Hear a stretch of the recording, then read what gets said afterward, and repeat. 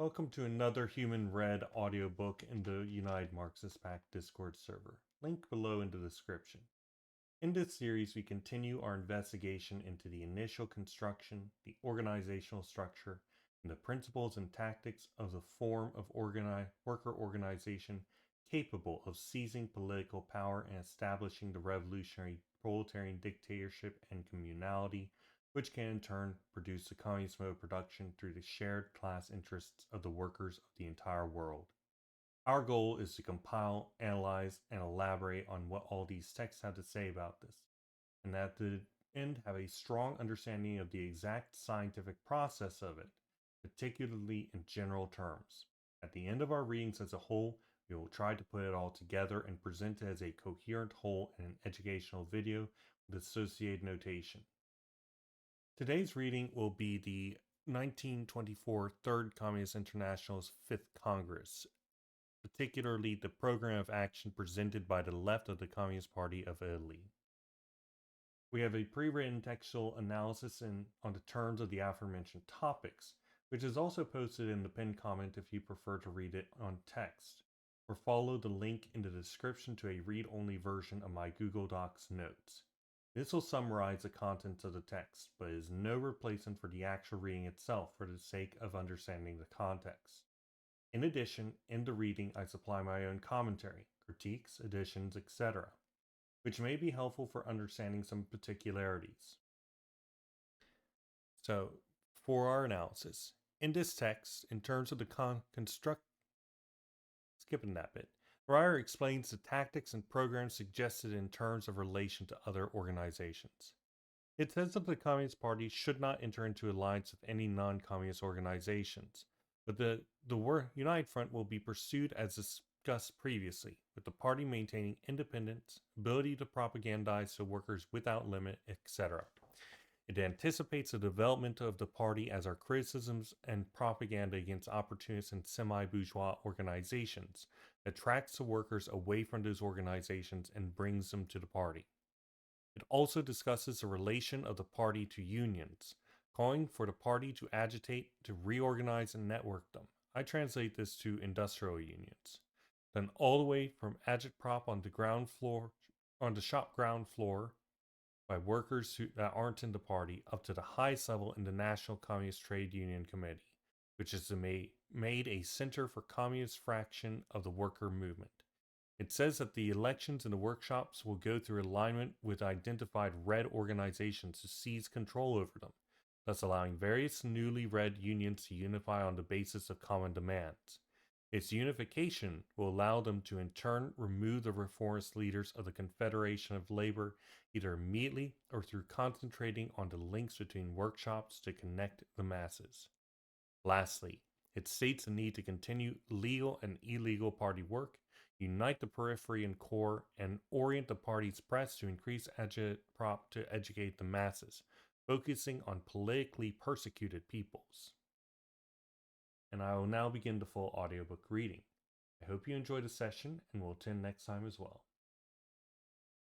Welcome back to another recording for the United Marxist Pact. This is Demon Sultan speaking for investigating in the worker organization which can bring about the dictatorship of the proletariat.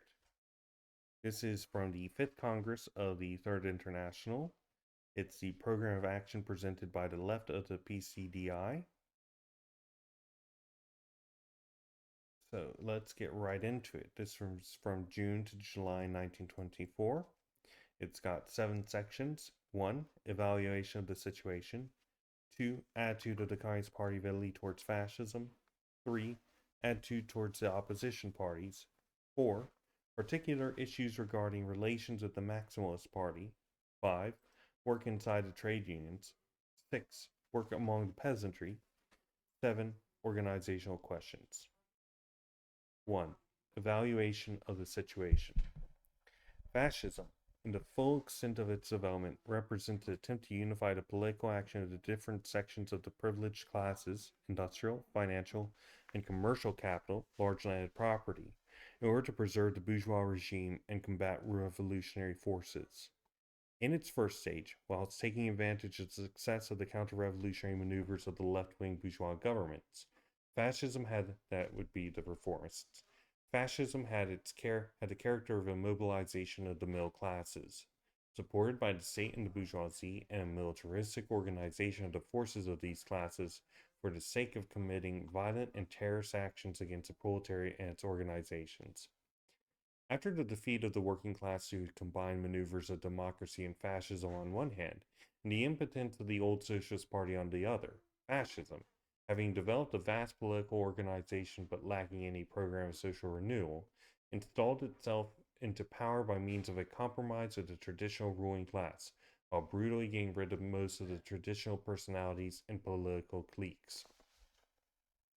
The conquest of power and its exercise by fascism was achieved through the crushing and dispersion of the proletariat, the overwhelming majority of which, however, continued to despise fascism. During the first stage, the middle classes and arguably a section of the peasantry preserved the illusion that the fascist movement was a realization of their common interests. But the actions of the fascist government gradually drove these classes to disappointment, discontent, and opposition. The motif affair suddenly revealed, due to the intervention of simultaneous reflexes. The scale of the discontent reached among the middle classes and pushed the proletarian masses towards courageous resumption of open class struggle. The fascist government had come out weakened, and the decline of fascism appeared markedly accelerated. It is possible that fascism, which preserves its political and military organization in an almost intact state, may allow itself to be dragged into violent reaction. But it's much more likely that it will be led to use leftist political methods by a large part of bourgeois public opinion. In other words, become social democracy only at the barrel of a gun. Thus, we should expect a new development in Mussolini's policy towards bourgeois coalition government, which will end up including the Reformist Party. The middle classes will remain in an uncertain position between their seeming satisfaction and the small concessions that they'll be able to get from such a government. The proletariat, which, in the event of a new reactionary wave, will see its offensive return postponed but not definitively prevented, will probably from now on succeed in imposing its freedom of organization and action to an ever increasing extent. Everything suggests that the possibilities for action of the Communist Party of Italy will be considerably enlarged. 2. Attitude of the Communist Party of Italy towards fascism. The Communist Party of Italy will sustain its propaganda, its polemics, and its agitation against the currently ruling fascist government based on in-depth Marxist critique. The party will never disguise its intent to overthrow the bourgeois dictatorship using revolutionary violence, whether that government is organized in a fascist form or hiding behind a democratic facade. This refers not only to theoretical criticism, but also to every political demonstration and slogan by and from the party. 8 lines are omitted, quote, for obvious reasons, most likely due to references to illegal or military action. 3. Attitude towards opposition parties. We divide these parties into 3 groups. A. The bourgeois opposition. Democratic liberals, for example, Nitti, Amendola, Albertini, Agnelli, Metta, etc., which must be attacked and unmasked as force for bourgeois preservation, wanting to repeat the counter-revolutionary measures of classic Giolidism. B. The parties and groups of the middle classes and peasants. Left and center left of the Italian People's Party, the Peasants' Party of Italy, the movement of D'Annunzio, of the Free Elite, of the, quote, liberal revolution, the right of the Italian Republican Party, etc., a leadership of which, virtually with no exception, we must affirm the total helplessness and cowardice as concerns the struggle against fascism and in the defense of the interests they are supposed to defend. It is therefore necessary to expose, especially with the oldest movements, their record of collaboration with the policies of bourgeois governments during and after the war. Through direct and open critique, we must highlight the causes of disappointment of social strata policies Strada rallying around these movements and denounce their impotence because they do not dare to bring their opposition to fascism outside the realm of legality and social pacifism. Struggling against this fatal illusion and the danger that it may infect the proletariat, the need will become increasingly evident for the revolutionary anti-fascist struggle to be led by the proletariat, and for this struggle to be subordinated to the vision of its class dictatorship. A dictatorship of the proletariat is the only alternative that can be opposed to the fascist bourgeois dictatorship, which also suffocates the less fortunate elements of the middle class. C. Those parties which are related to the working class despite lacking a revolutionary program and revolutionary tradition. Left-wing Republicans, Unitarian Socialists, that would be religious socialists, by the way, Maximalists, and even anarchic syndicalists. Even towards these parties, the communist critique and political prove that they can never lead the proletariat to victory. The whole history of social struggles in Italy amounts to condemnation and liquidation of their bourgeois and petit bourgeois tradition, no less than the tradition of democracy, to which they are more or less connected. Our polemic towards these groups must be relentless and highly energetic. We must take advantage of all of our opportunities and experiences to oppose tendencies that push for a false unity, consisting of advocating for a formation of a big workers' party which brings together different political schools, or even a block of these parties constituted with the aim of creating a proletarian general staff. We're going to take. We've already got notes on this. Any political cartel with the parties of these three groups is absolutely unacceptable, whether they be central and national decision-making bodies or local organizations. The Communist Party will adopt, taking advantage of all opportunities, the tactics of the United Front by appealing to the unity of proletarian and semi-proletarian forces on the ground of organizations of all kinds, existing or emerging, inside which a struggle of the political parties is brought. This activity, together with our direct appeals to militant workers and proletarians sympathetic to other parties, will apply in the immediate future to the masses following the parties of the Third International, and after some preparation, also to the Left People's Party and the Peasants' Party. In the face of the rapid development of the situation towards the instability of the regime, a tactic of this kind will have to also take into consideration the social strata are currently gathered behind the parties of the second group. This tactic tends to unity of the workers and the peasants and even pay bourgeois masses under the control of the party. Its success is related to progressive liquidation and demolition of the opportunist and semi-bourgeois parties in question. 4. Particular issues regarding relations with the Maximalist Party. Actually, we're going to take this.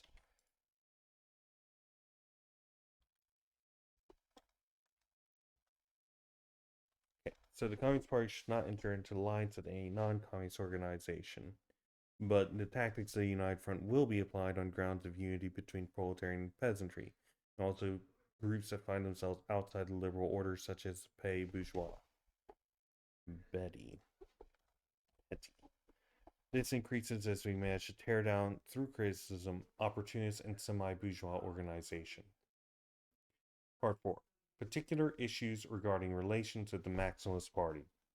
Among the opportunist groups, the Maximalist Party is the most dangerous, especially during a period of uncertainty, because it is based on a combination of demagogy and idleness.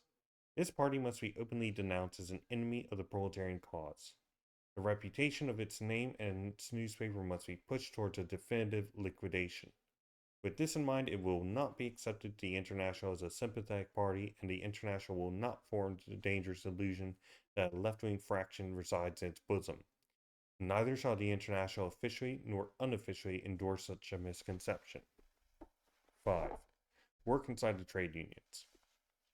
To solidify and rapidly extend its influence over the masses, the Communist Party must conduct intense agitation for the reorganization of the workers' movement and to reconstitute its network of trade union functions through the Communist shop ground, made up by comrades and workers that aren't in the party and that aren't members of other parties, up to the National Communist Trade Union Committee, and must not just be a party office, but the center for a communist fraction of the workers' movement. For the elections in the workshop, the party will form a bloc with the parties of the third group. In this sense, I will support shared lists of red organizations, until the struggle inside the trade unions finds a possibility for freer development. The party will seize a favorable moment to propose both national red union unity and alliance of unions on the basis of common demands.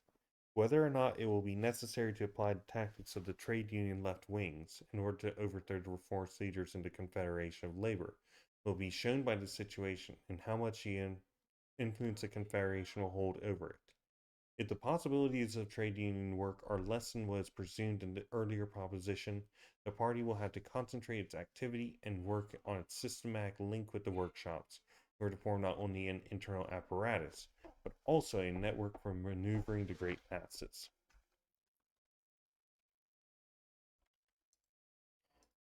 Take that. All right. So, in terms of unions, the Communist Party must agitate to reorganize them and network them together. I consider that to mean an industrial union. Two, it does this agitation from the lowest level, on the shop floor. This is done by workers that aren't in the party, to the highest level, the National Communist Trade Union Committee, which is made a center for a communist fraction of the worker movement. Elections and workshops will go through alignment with identified red organizations to seize control of them. So basically, everybody votes as a block. And everybody's, you know, the term vote blue no matter who, try vote red no matter where, I guess. But in this case, it's communists being voted to leadership positions within unions. Then the various newly red unions will unify on the basis of common demands. They will remove the reformist leaders of Confederation of Labor either immediately or through concentrating on the links between the workshops to connect the masses. Back to the text. 6. Work among the peasantry. Since the organization, propaganda, press, and electoral and political influence of the party already extends to urban centers as well as the countryside, a question of intensifying our agitation for the communist agrarian program with the means we already have at our disposal by demanding that this work be carried out by every organ and member of the party. In order to extend this activity in a convenient way, it is necessary to count on the reorganization of the agricultural workers' unions and the leagues of sharecroppers and small tenants. As far as small owners are concerned, the question of the Peasants' Party must be placed on the agenda. In no way should the formation of an autonomous political party of small owners be encouraged, but rather the organization of an association, elective in form, to defend the economic interests of the proletariat should be created, and we will penetrate this association to push for the united front. Part 7. Organizational questions. Illegal and legal work, party work will continue in accord with the already acquired experience of the party. Internal connection system that allows at least one consultative representative of the peripheral party organizations alongside the central executive apparatus will be studied. The agrarian section of the party will be reorganized. It is necessary to organize the press and to guarantee greater resonance in the politics and agitation of the party among the masses. The funding of the press and propaganda, an excellent means of connection with the masses, even when the chances are acting are extremely limited, will be better organized. Greater attention will be paid to aiding the politically persecuted. The Third Internationalist, Terzini, will immediately enter local organizations. A general review of party members will take place immediately and will be conducted with particular attention to newcomers, nevertheless, with the latter's participation. The Terzini will not occupy any place of the central organs. They will only participate in elected bodies and will be nominated as officials to fill posts that are not of any individual character. We're going to take this right here. So, legal and illegal party work will continue. The periphery and core must be more greatly united, and the press will be improved to increase agitprop and education amongst the masses, focusing on politically persecuted peoples. And then for that section up above, where it removed some of the lines, attitude of the Communist Party towards fascism, the 8 lines are as follows. The party will always affirm that as with the help of the great mass that intends to achieve this revolutionary battle, but at the same time, as soon as the situation permits it, it will seek to take in its hands the organized control of the partial armed conflicts which have always broken out and will always break out against the armed fascist forces. From now on, it is technically possible to lay the foundations for this work as regards the organizational level and armament. So basically, organize and prepare and get guns and shit for when the workers inevitably say fuck this to their fascist overlords and fight, and then we get in on it. Nothing particularly different from normal, but perhaps a bit more direct because it involves guns. And with that said, that is the end of this text. And next up will be the report on fascism by the left of the Communist Party of Italy. Thank you for joining the session today, and have a great day.